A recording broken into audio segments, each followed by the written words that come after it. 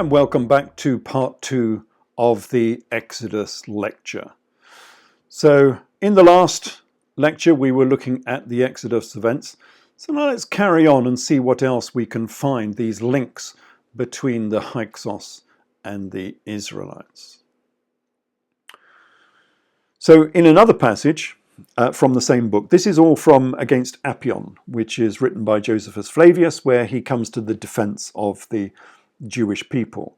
And he came to the defense so vigorously of the Jewish people that he probably got himself exiled from Rome, because he fell foul of the emperor of Rome at that stage and disappears from history. And it may have been because of this book, Against Apion, his defense of the Jewish people. Anyway, in another passage, Josephus again talks about the Hyksos, and he says here, Manetho promised to interpret the Egyptian history out of their sacred writings, and said our people, that's the Israelites of course, had come into Egypt many tens of thousands in number and subdued its inhabitants.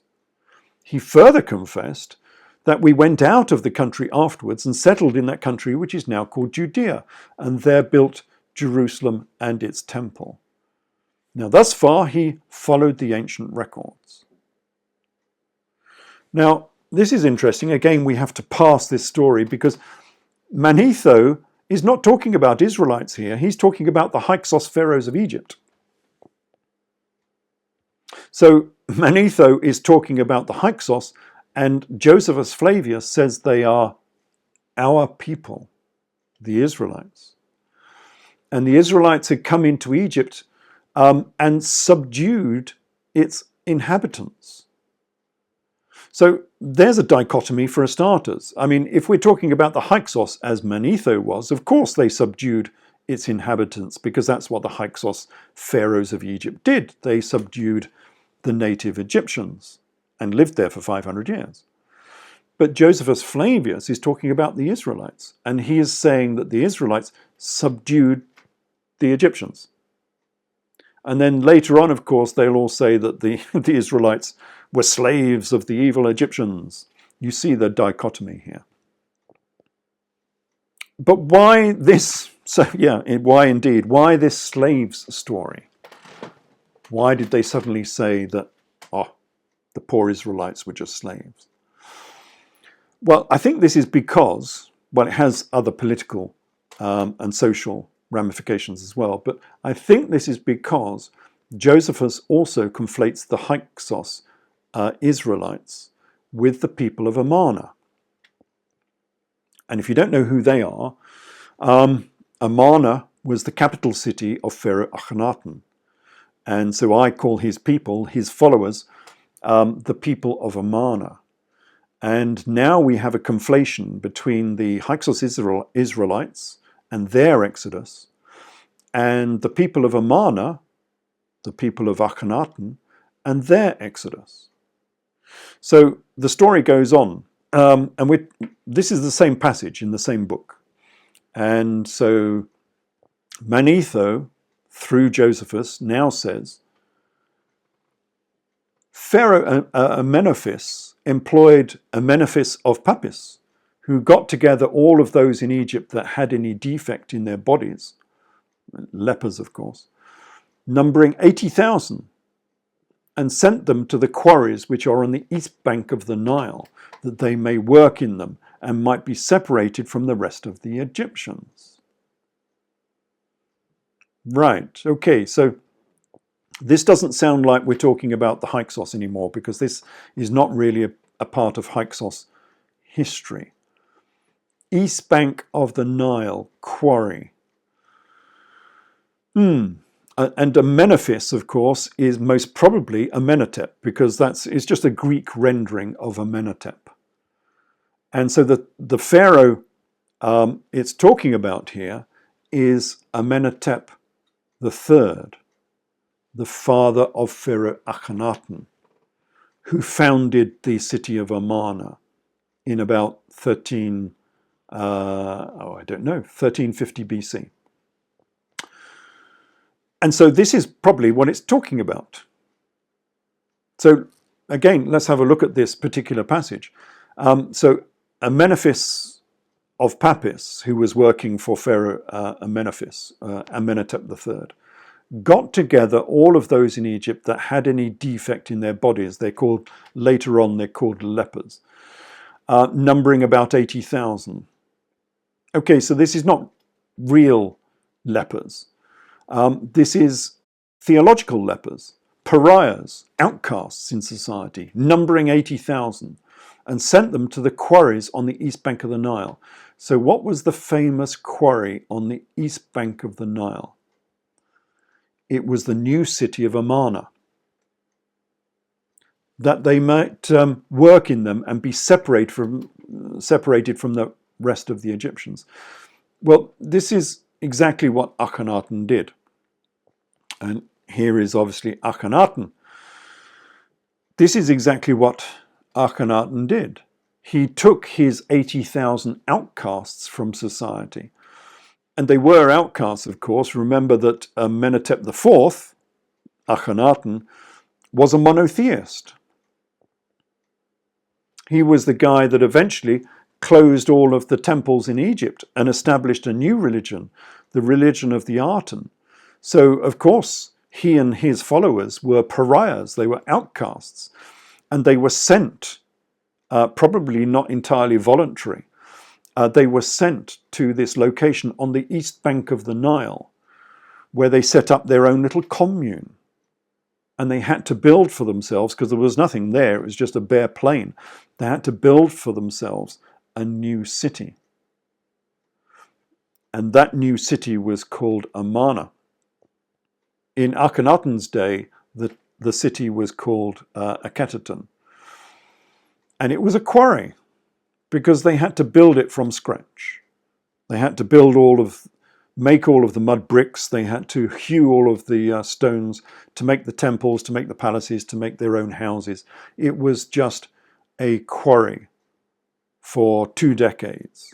It resounded to the hammering of chisels on stone because they had to make this new city. So yes, this is Akhenaten. And of course, Akhenaten didn't look like this. This sort of long face and almond-shaped eyes and all of the rest of it, the strange body, was just a fashion. It was actually based on the image of the gods. This is what they thought the gods looked like. And so Akhenaten portrayed himself in the image of the gods, which is why we have this imagery here. But the text goes on.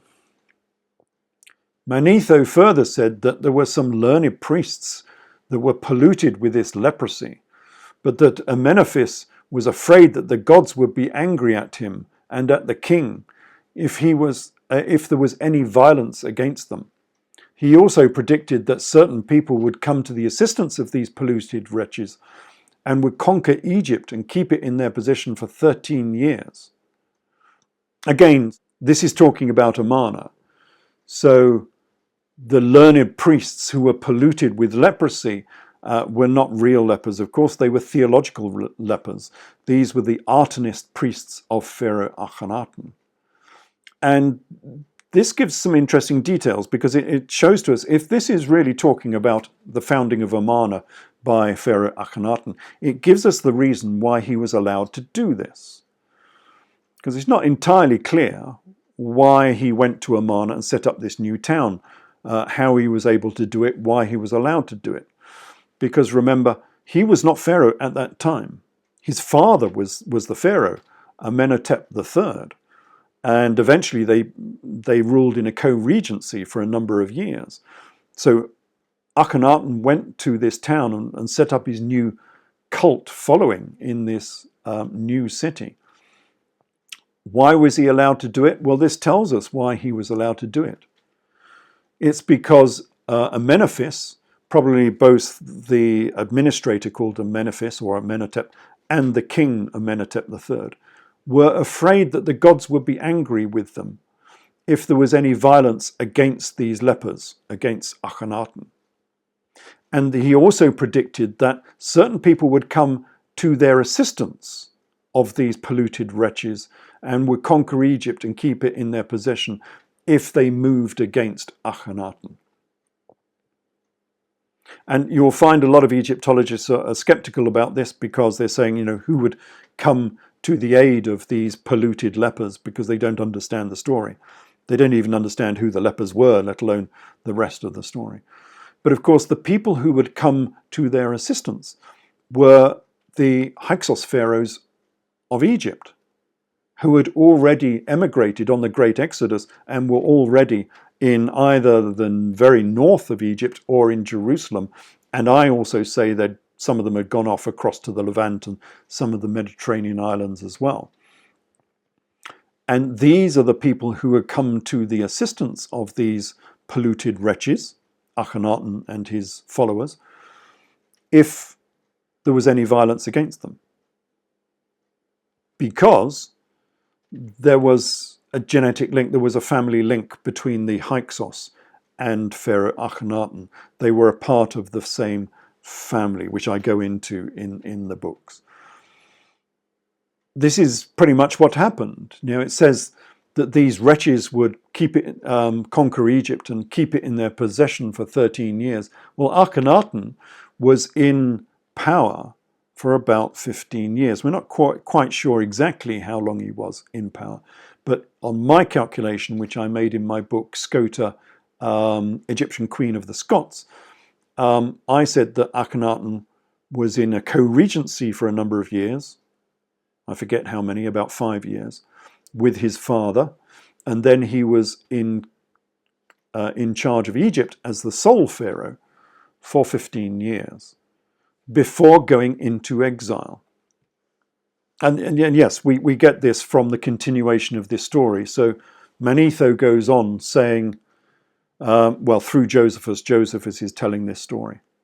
And he says, after which Manetho writes, after those that were sent to work in the quarries had continued in that miserable state for a long while, the king was desired that he would set apart the city of Avaris, which was then left desolate by the shepherds, for their habitation and protection.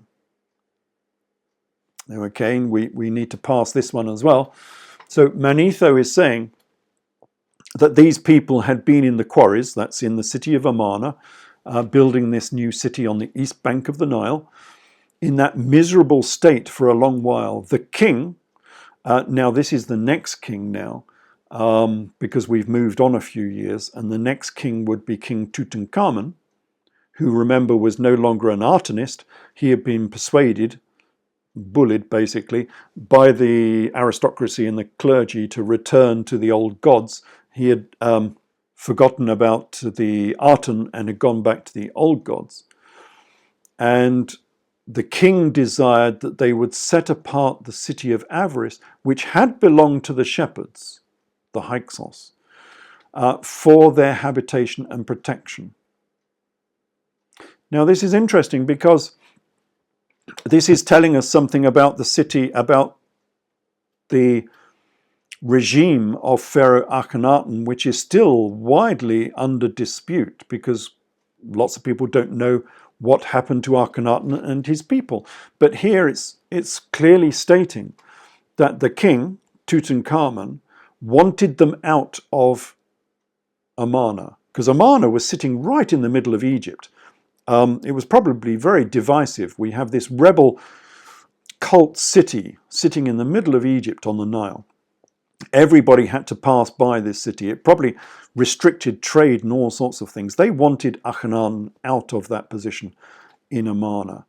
And so, as it says, they gave them a place in Avaris, Pyramisi, which had been the capital city of the shepherds, the Hyksos, for their habitation and protection. So Akhenaten and the people of Amarna went to Avaris. That's where they went to. And remember that there is no evidence whatsoever of Akhenaten and Nefertiti dying and being buried in Amarna or Thebes for that matter. They've done all of this research, and they keep saying that KV55 may well be Akhenaten, but KV55 cannot be Akhenaten. I still think that the mummy of KV55 is too young to be Akhenaten, and the genetic research they did demonstrated that it most probably was not Akhenaten. In fact, it couldn't be Akhenaten, but it could be Smenkhara, who was another of these ethereal pharaohs who reigned during the Amarna era. We don't entirely know his parentage, but he was related to the Amarna pharaohs, and he only ruled for a couple of years.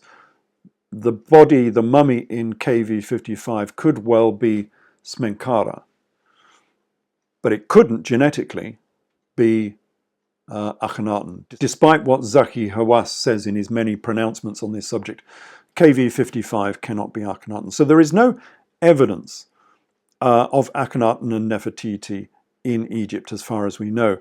Their tombs were not used. They both had tombs at Amarna, which were made, and they were never finished. There is no evidence for Akhenaten and Nefertiti in Thebes, in the Valley of the Kings or the Valley of the Queens. Why is that? Well, because this text is telling us exactly why that is. It is saying that Tutankhamun sent them into exile to Avaris, Pyramisi. So if we want to find the tombs of Akhenaten and Nefertiti, we should go to Avaris, which is up by Zagazig in the Nile Delta. Or perhaps to Tanis, because remember, in the talk on King Solomon and King David, most of Avaris was dismantled. They actually dismantled the entire city and took it up to Tanis, which is about, I don't know, another 50, 70 kilometers further north. So that city was dismantled and taken up to Tanis. So if we're looking for the tomb of Akhenaten, it will be found up in Avaris or Tanis. And finally, the text finishes on this little note, which is interesting.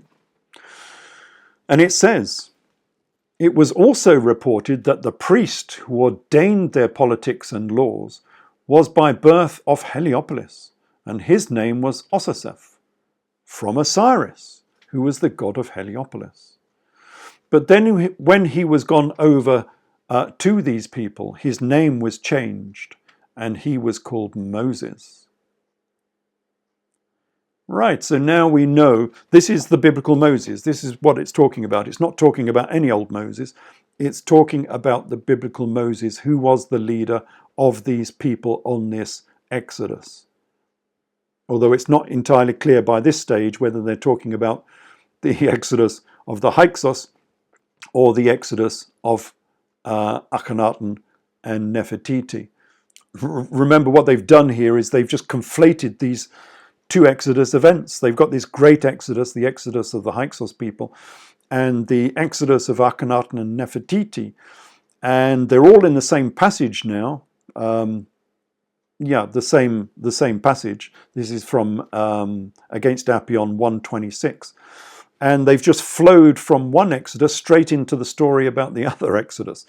And in the biblical accounts, they've conflated the two into one story. So you're never quite sure if they're talking about the great Exodus, the Exodus of the Hyksos, or the small Exodus of Akhenaten and his 80,000 lepers and maimed priests, as they call them. So, and elsewhere in these stories, so Moses was called Osaseph, which is an Egyptian name. We'll have a look at that in a minute. But elsewhere in the same texts, Josephus, again quoting Manetho, says that Moses was also called Tisathin, and Osaseph, of course, and Joseph, and it looks like he's talking about the biblical Joseph, him of the coat of many colours, was called Petaseph. And remember, these are Egyptian names. So Moses means son. That's what it means in Egyptian. Never mind what they say about out of the water and all of that sort of business, which is what it says in the biblical text. Moses is a very common Egyptian pharaonic name, and it means son of. That's why we get Tuthmoses and Armoses and all of those sort of names.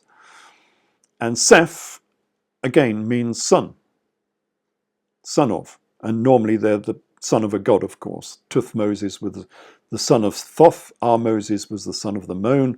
Ra-Moses was the son of the sun god Ra.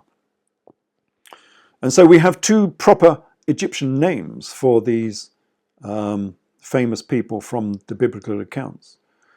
We have Moses, who was called Osaseph, meaning the son of Osiris, and Joseph, who was called Petaseph, which means the son of Ptah, the Egyptian god Ptah. And that was probably correct because Joseph was from Heliopolis, and he was probably the high priest of Heliopolis. Remember, he married the high priest of Heliopolis' daughter, and he had the coat of many colors. So Joseph was probably high priest of Heliopolis. And so this link to Ptah is not surprising because the temple in Tanis, which was the temple, temple and city that belonged to King David and King Solomon, was called the Hetkar Ptah, which is the temple of Ptah. And, well, that's why Joseph might have been called the son of Ptah, Petaseph. And this might have a link into the New Testament as well. Just to link all of this together, as we like to do, it's all part of the same story because, Jesus came out of Egypt I have called my son. So the New Testament account is all linked into Egypt. That's why Jesus was called the Egyptian false prophet. You'll have to look at the previous lectures for that because it's quite obvious that Jesus was called the Egyptian false prophet both in the gospel stories and also in the works of Josephus Flavius. Anyway, one of the names we have here is Petaseph, the son of Ptah. And that might give us a link to the gospel Peter, Saint Peter, because his name means stone. We all know that. His name means stone from the Greek Petra, meaning stone. And he was also called Kephas from the Aramaic, meaning stone. But being interested in languages, where did the Greeks get their word Petra from? Because I've found many links in my previous works between the Greek language and the Egyptian, and between Greek and Aramaic. So where did the Greeks get their word Petra from, meaning stone? Well, it so happens that Ptah was the god of architects. And the god of architects working in stone, Ptah and Petra, it's the same spelling pretty much, especially if you do it in the Aramaic, it's the same spelling. So Ptah refers to stones and architects, just as Peter does, or Petra does. And remember that Jesus was also an architect, just as Ptah was the god of architects. Because Jesus was called, well, he wasn't called a carpenter, as we've said before. Jesus was called a tekton. And a tekton doesn't really mean carpenter, it means architect. You can hear the name in the English. Architect, he was called a tekton. And Jesus was not an operative architect. He didn't work in stone. He was a speculative architect. He was a Mason. He was a Freemason. And we've been through this before. That's why the raising of Lazarus is exactly the same as a Masonic third-degree initiation. The Israelite Exodus was the Hyksos Exodus. And the Israelite people were the Hyksos people, exactly as Josephus Flavius says. And so these two Exodus events were identical, except for their date. So the traditional Exodus is 1250 during the reign of Ramesses the Great, but it actually happened, according to real history, in 1570, 1580 BC, during the time of the Hyksos Exodus out of Egypt, which was under the reign of Ahmose I. and the Hyksos left Egypt the same as the Israelites left Egypt. And this is confirmed in the Tempest Stele. We talked about the Tempest Stele before. This is confirmed in the Tempest Stele of Ahmose I, the pharaoh of the Exodus, the Upper Egyptian pharaoh. So this is not the Hyksos pharaoh, this is the pharaoh that threw the Hyksos out of Egypt. And the strange thing was that the Tempest Stele of Ahmose I seemed, when I first read it, to have quotes from the Exodus, from the biblical Exodus account, on the Tempest Stele, about the Israelites being given the gold and the silver and the oil and the cloth in order to leave Egypt. Materials they used then to go and make the tabernacle and the Ark of the Covenant. Tempest Stele says exactly the same about the Hyksos. They were also given the gold and the silver and the cloth and the oil in order to leave Egypt. They were being given tribute. There was a military stalemate. They couldn't finish off the job militarily. So they said, right, take this tribute and go. So they were paid off, basically. They were paid off. Both of them were paid off. The Hyksos and the Israelites were both paid off in order to leave Egypt. And I thought this was a biblical quote. But on second thoughts, perhaps not. What I think, because there are some differences between the two accounts, and what I think it is it's eyewitness events of the same event by two different scribes. One from the north and one from the south, one from the Hyksos and one from the Theban Egyptians. And they both wrote their own account of what happened. And so we get the two accounts on the Tempest Stele and in the book of Exodus. Now, I'm not going to go through that because it's long and it's complex, and I think we've done quite enough here already. So if you want to read about that, you'll have to have a look at that in the book Tempest and Exodus. So again, we come back to why will theologians and Egyptologists not mention this? Well, I think from the theological perspective, I think the reason is obvious, because this represents a fundamental change to standard classical Judaism. The Israelites were Egyptians, Hyksos Egyptians. They were not defenseless slaves. They possessed modern weapons. That's, the Hyksos were known for their modern weaponry. And they subjugated the Egyptians in Lower Egypt, as they claim in their own, as the history actually says of the Hyksos. And they were educated people as well. They were not, simple slaves in Egypt. They were educated people. The Rind mathematical papyrus is a Hyksos text.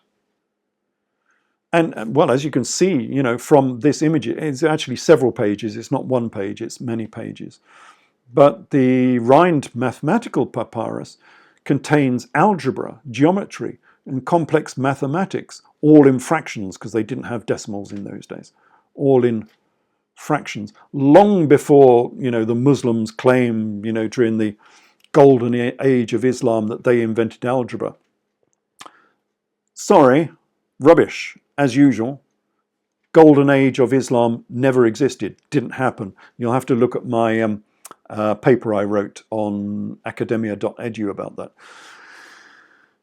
Not invented by Islam. In fact, Islam never invented anything, not one single thing. Everything they claim to be an Islamic invention was a prior invention by the Greeks, by the Romans, by the Persians, and also by the Indians.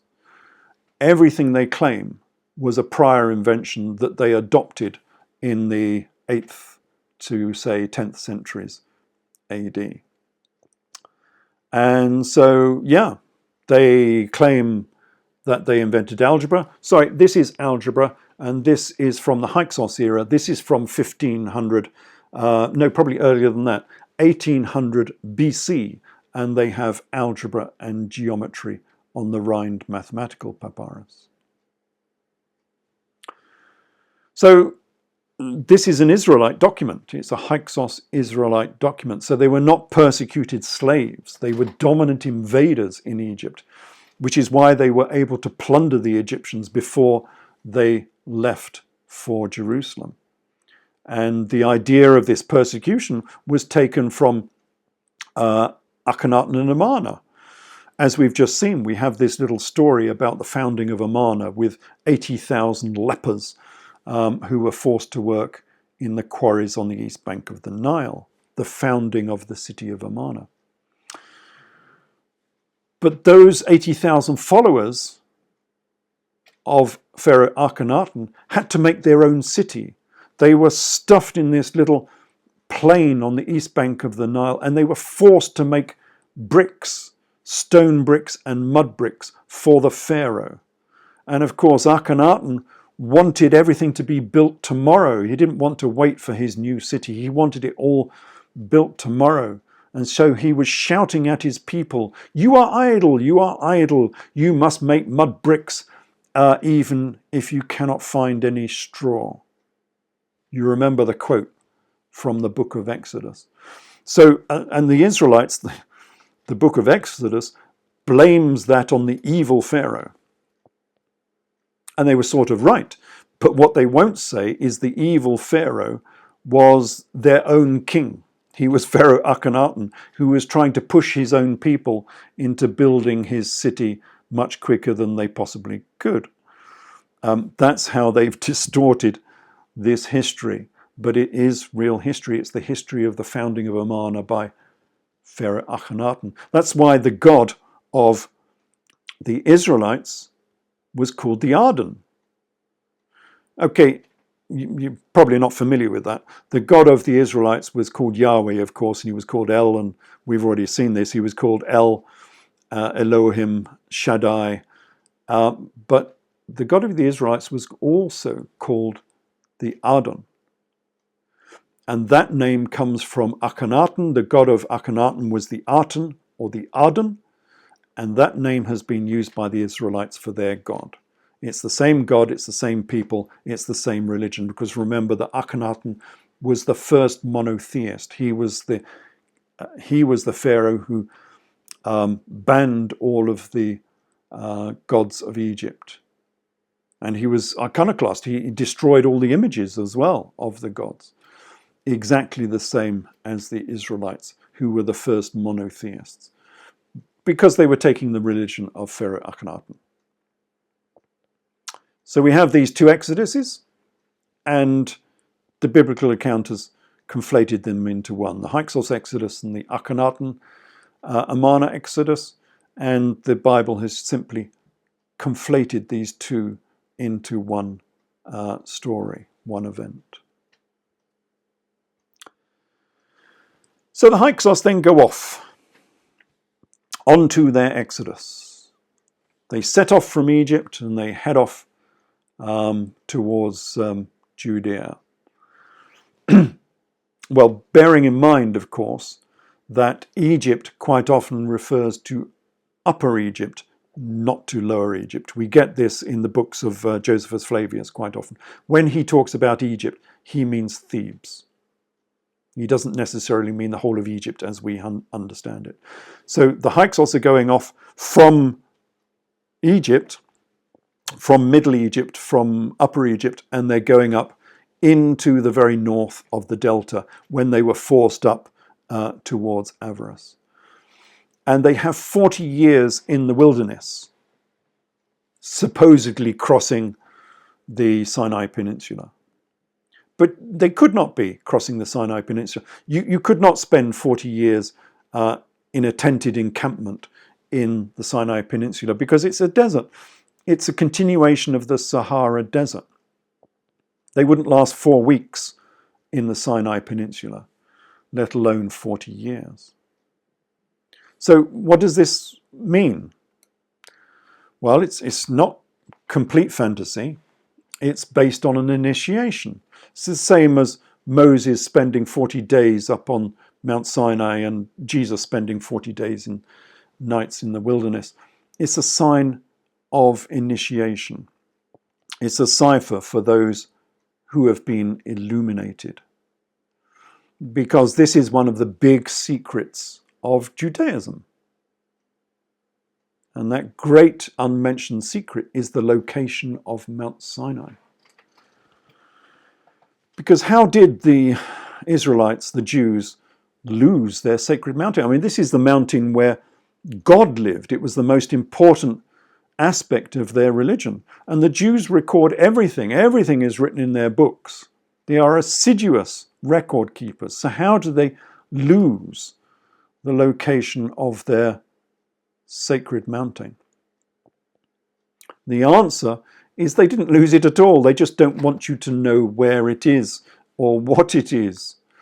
In fact, it's very easy to find if you have an open mind, if you don't just follow the text blindly, as most theologians and historians, they're just as guilty. If you follow the text blindly, you're never going to see anything. If you have an open mind, the answer is obvious. It's childishly obvious. And the way to find it is to have a look at the attributes of this sacred mountain, Mount Sinai. So it's said to be the largest mountain in the region. It was small enough to cordon off because you weren't allowed to touch it. So this is a mountain that sort of comes out of the ground at a fairly sharp angle, obviously. It wasn't just a slowly rising ground that went into a hill. This was a sharp mountain that you could possibly touch, and they had to cordon it off, so you were not allowed to touch it. It was sharp, it was difficult to climb. It was on the edge of a desert. It had a cave inside it where the God lived. God wasn't sitting on the top of Mount Sinai. More often than not, he's said to be living inside Mount Sinai. And at the base of Mount Sinai, there was this dark blue pavement that was smooth and shiny and sparkling and looked like the night sky. So what mountain has all of these attributes, especially this odd pavement at the bottom? I mean, what mountain has a glassy blue-black pavement at the bottom? Sounds impossible, doesn't it? It's fantasy. They're making it up. It's all mythology. No, it's real. And the answer is to be found in a biblical omission. Yes, you can find something by its presence, but you can also find something by its omission, the fact that it's missing from the historical record. And that thing is, if you get a computerized Bible, or if you go to a concordance and you just type in Great Pyramid, or even Pyramid, just type in Pyramid and do a search function. And it'll churn its way through the Old Testament and it will say, nothing found. Isn't that a bit odd? Here is the greatest wonder of the ancient world, the greatest wonder almost of the modern world, but certainly the greatest wonder of the ancient world, and it's not mentioned in the whole of the Old Testament. But the Israelites lived in Egypt for 400 years, 500 years. Joseph, him of the coat of many colours, was high priest of Heliopolis. He was prime minister of Egypt. And Heliopolis is but an arrow's arc away from Giza. You can see Giza from Heliopolis. Heliopolis is mentioned many times in the Old Testament. They call it On, which is the original Egyptian name for the city and the temple, which was An. And in the biblical account, it's called On, and the Greeks called it Heliopolis. So Heliopolis is well known. And Joseph was probably the high priest of Heliopolis, but he never mentions the pyramids. He never went to the pyramids for a cup of tea, the greatest wonder in the ancient world, looking, I mean, this is an era when most people lived in mud huts. And okay, the temples of Egypt must have looked magnificent. But the Great Pyramid, it's 280 cubits high, 146 meters. It's vast. It must have been a true wonder of the ancient world, and that's never mentioned in the biblical story. Well, actually, it was. It was mentioned on many occasions in the biblical story. It's just that they call it Mount Sinai instead. So Mount Sinai was the Great Pyramid, Mount Horeb was the second pyramid, Mount Hor is the third pyramid. And of course, the Great Pyramid conforms with all of those attributes of Mount Sinai. It was the largest mountain in the region, the largest pyramid in the region. It was small enough to cordon off because, yeah, you can put a fence around the pyramid so you're not allowed to touch the sides of it. It's sharp, it's difficult to climb. It's on the edge of a desert. And there is a cave inside it, which was always open. The original shaft that went down to the base of the pyramid was always open. We know that from Strabo talks about it. Long before the casing blocks were torn off the pyramid by the Muslim when they were in charge of Egypt. Strabo says that the passageway all the way down to the cave at the bottom of the pyramid was always open. It was only the upper chambers that were concealed and not known about. And then that last thing, the pavement at the base of Mount Sinai. Well, it just so happens if you go down to the bottom on the east face of the Great Pyramid, you will find the great black basalt pavement. And so here at the base of the Great Pyramid, Mount Sinai, you will find this enormous, great, smooth, perfectly flat, black basalt pavement that did indeed look like the night sky exactly as it's mentioned in the Exodus story. This is another reason, I suppose, for linking the Israelites with the Hyksos. I mean, once you start doing this, all of these other things start dropping out of the woodwork that classical Jews and even Christians won't really approve of. And this is another of those problems, that the primary Israelite temple was the Giza Plateau. That's where their primary temple was. Remember, I'm not sure if you follow all of this, but the pyramids were not tombs. No mummy has ever been found in a pyramid, and especially the great megalithic pyramids were not tombs. They have no inscriptions inside them. No pharaoh in his right mind would ever be buried in a tomb that did not glorify his name. And of course, the walls of all of the megalithic pyramids are completely bare. They were not tombs. They were temples. Temples to the cosmos, that's for sure. They were gnomons that their shadows and so on could regulate, the months and the days of the year. As above, so below. They did mimic the heavens above in being the belt of Orion and all of that sort of business. So, and they were astronomical observation points. The top of the Great Pyramid always had a flat top on the top of it. And it probably had a set of steps up the side of it, because it was the greatest astronomical observation point in the whole of Egypt. And for a religion that revered the heavens and the cosmos and the movement of those heavens and the constellations and the zodiac, which they did, you would need something like the Great Pyramid as your great observatory. And that's what it was. That's why when we come to later Judaism and the life of Jesus, and we've already been through this, the primary symbol of later Judaism was the zodiac, which is why we have that great zodiac on the shores of the Sea of Galilee at Hamat Tavera, which we've already talked about. So you see how Judaism starts straying away from its roots as soon as we mention that the Israelites were the Hyksos. And so, where were we? Oh, we were talking about the number 40, weren't we? So why this 40 years in the wilderness and the 40 days and nights in the wilderness and all that sort of business. It's a sign of initiation into the secrets, the metrology of the Giza plateau. Why? Because the Great Pyramid itself is a 40 times copy of pi. So here we have an illustration of that. And you can see pi on the left. We're just using the fractional approximation of pi here, 22/7. And that can give you, if you draw it graphically, you can end up with a little pyramid. So the pyramid on the left is pi, 22/7.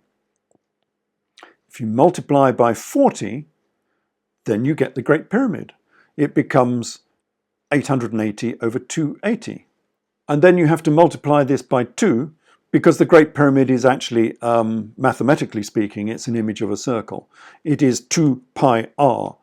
So you have to multiply the 22/7 and the 880/280. You have to multiply that by 2, because the Great Pyramid is a circle, mathematically speaking. And so we get 1,760/280. And 1,760 is the circumference of the Great Pyramid in royal cubits, and 280 is the height of the Great Pyramid in royal cubits. It is the dimensions of the Great Pyramid. And so if you mention the number 40 in your reign length, your age, or the number of days and nights you spent in the wilderness, you are indicating that you've been initiated into the secrets of the Giza pyramid, because the Giza pyramid is a 40 times multiple of the mathematical constant pi. It means you understand the world. It means you understand geometry. It means you understand the basics of mathematics. You've been initiated into the mystery school of the Israelite Freemasons. Because as I said, Jesus was a Freemason. We've already talked about that in previous lectures.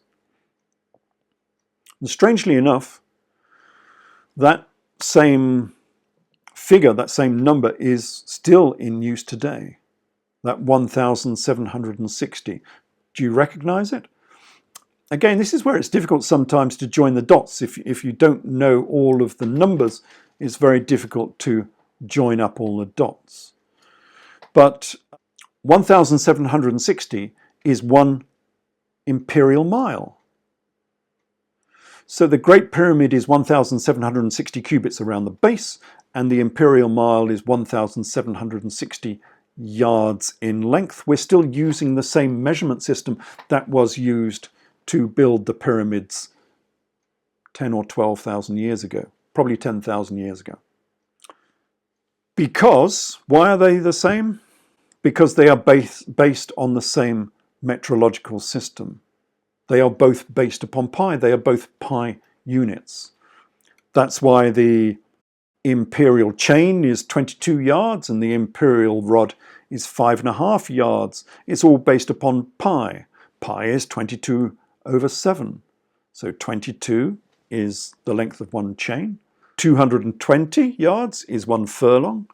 And 5.5 yards, why would you ever want a length, a measurement of length of 5.5 yards? I mean, who wants fractions in their basic units of length?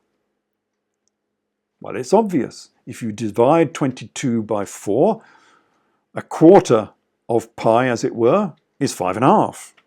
And that's where the rod came from. It's all based upon pi. So we're still using the same measurement system that was used to build the pyramids. And so the bottom figure on this is that the Great Pyramid is mentioned in the Torah many times. They just call it Mount Sinai. So Mount Sinai was never lost at all. It is still there at Giza. And probably some people know that it's still there at Giza. They just don't want you to know that, because it changes the story too much. They don't want you to know. They changed the story because the Israelites blamed everything on the Egyptians. After they were thrown out of Egypt on the Great Exodus, they blamed all of their misfortunes on the Egyptians. So they could not really admit that they were Egyptians themselves, that they were a powerful people who subjugated the Egyptians, that they had been polytheists, that their religion and language was substantially Egyptian. None of that could be admitted. And this persecution, it was the horrible Egyptians that threw us out of Egypt. That persecution card is a very powerful binding force. It groups people together, it's us against them. It was the big bully Egyptians who persecuted us, so we must stick together against them. Which is why the Jews are still recognizably a distinct ethnic group, because they identify with their particular group. This is identity politics or tribalism. I'd rather call it tribalism, but in the modern world they call it identity politics. It's the same as being played out today in modern politics with the postmodern identity politics. Intersectionality, they call it, which is a very peculiar philosophy where you can blame all of your failings on someone else. Just as the Israelites blamed the evil Egyptians for all of their misfortunes. So they could not admit that they themselves were Egyptians, even if Josephus Flavius, their most famous historian, said that they were Egyptians. And this even happens today. I mean, none of this is actually ancient history. This is all very modern history. Even today, a year ago, maybe 2 years ago now, we tried to place this information onto Wiki by placing a quote, these quotes that we've already seen from Josephus Flavius, placing these quotes on Wiki to say that Josephus Flavius said that the Israelites were the Hyksos pharaohs of Egypt. Just 2 lines and a quote from Josephus, and it wasn't allowed. It was deleted and deleted. 20 times it was deleted from Wiki. And then because I kept putting it back onto Wiki, I was banned from Wiki. I was thrown off completely because I was trying to put a quote from Josephus Flavius onto Wiki that said the Israelites were the Hyksos pharaohs of Egypt. So you won't know about this. Well, maybe you personally will, but many people out there will not know about this because their first reference point is Wiki.